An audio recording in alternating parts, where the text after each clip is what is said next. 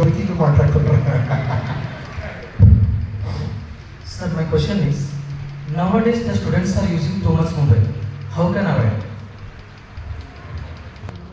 Sir, mobile avoid ಮಾಡಕ್ಕೆ ಹೋಗ್ಬೇಡಿ. ಇನ್ನೊಂದು ವರ್ಷ 2 ವರ್ಷ ಆದರೆ ನಿಮ್ಮ ಸಂಸ್ಥೆಯವರೇ ಟೆಕ್ನಾಲಜಿ ಟೈಮ್ ಟೇಬಲ್ ಅಂತ ಹಾಕ್ತಾರೆ. ಕಂಪಲ್ಸರಿ ಸ್ಕೂಲಿಗೆ ಮೊಬೈಲ್ ತರಬೇಕಂತ ನೀವು. Mobile is not A problem. ಏನು ಪ್ರಾಬ್ಲಮ್ ಅಂದರೆ ಮೊಬೈಲು ಇವ್ರಿಗೆ ಯೂಸ್ ಮಾಡಾಗ ನಾವು ಇವ್ರಿಗೆ ಮೊಬೈಲ್ ಯೂಸ್ ಮಾಡೋದು ಕಲಿಸ್ಬೇಕು ಅಷ್ಟೇ. ಗೊತ್ತಾಯ್ತಾ ಸರ್? ನಮ್ಮ ಸಮಯದಲ್ಲಿ ಲೈಬ್ರರಿ ವಾಸ್ ವೆರಿ ಇಂಪಾರ್ಟೆಂಟ್.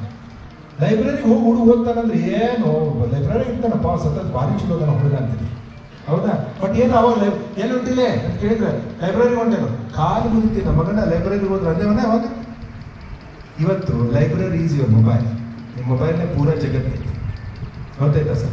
ಈಗ ಈ ಕ್ಲಾಸ್ ಮುಗಿರೋಳಗನ ಈ ಕ್ಲಾಸ್ ಮುಗಿದ್ನ ಇವತ್ತು ಈ ಸಂಸ್ಥೆ ಅಂತ ಹೋಗಿರೊಳಗೆ ಇದೇ ಮೊಬೈಲ್ನಾಗ ಒಂದು ಅಟ್ಲೀಸ್ಟ್ ಒಂದು 45,000 ರೂಪಾಯಿ ಮಾಡುತ್ತೆ.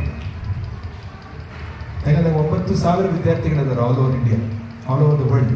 ಗೊತ್ತಾಯ್ತಾ? ನಾನು ಅಷ್ಟು ವಿದ್ಯಾರ್ಥಿಗಳು ಬರ್ತಿರ್ತಾರೆ, ಅಷ್ಟು ಅರ್ನ್ ಮಾಡ್ತೀನಿಲ್ಲ ನಾನು.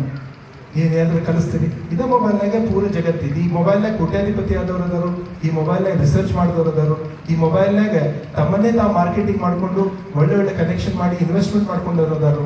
ಗೊತ್ತಾಯ್ತಾ? ದೊಡ್ಡ ದೊಡ್ಡ ಸಂಸ್ಥೆಗಳು ಈ ಮೊಬೈಲ್ನಾಗ ಅದಾವ. ಇವತ್ತು ದೊಡ್ಡ ದೊಡ್ಡ ಶ್ರೇಷ್ಠ ವಿಜ್ಞಾನಿಗಳಿದ್ದಾರೆ. ಆಕ್ಸ್ಫರ್ಡ್ ಯೂನಿವರ್ಸಿಟಿ ಕ್ಲಾಸಸ್ ಇದ್ರಾಗ ಅದಾವ. ರೈಟ್? ನೀನು ಅವ್ರು ಯೂಸ್ ಮಾಡೋದು ಕಲಿಸ್ತಲ್ಲ. ಸೊ ಇನ್ನು ಮುಂದಿನ ದಿವಸನೇ ಟೆಕ್ನಾಲಜಿ ಟೈಮ್ ಟೇಬಲ್ ಬರುತ್ತೆ. You have to make the things. Next ನಿಮಗೆ